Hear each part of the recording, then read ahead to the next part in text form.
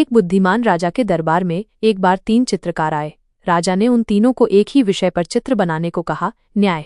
पहला चित्रकार, उसने एक तराजू बनाया जो बिल्कुल संतुलित था। उसने ये दिखाने की कोशिश की कि न्याय हमेशा बराबर होता है। दूसरा चित्रकार, उसने एक तलवार बनाई जो तेजी से नीचे गिर रही थी। उसने ये दिखाने की कोशिश की कि न्याय तुरंत और कठोर होना चाहिए।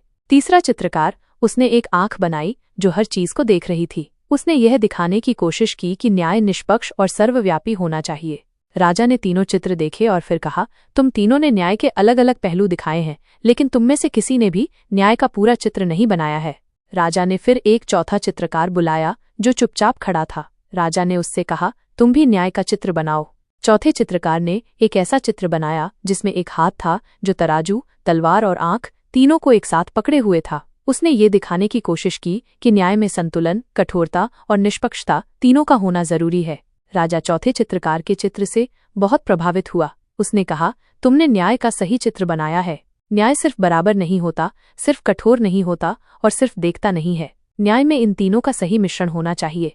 राजा ने चौथे चित्रकार को सम्मानित किया और उसे अपना मुख्य चित्रकार बना लिया। इस कहानी में चित्रकारों ने अपनी अपनी समझ के अनुसार न्याय का चित्र बनाया, लेकिन चौथे चित्रकार ने न्याय का सही अर्थ समझाया।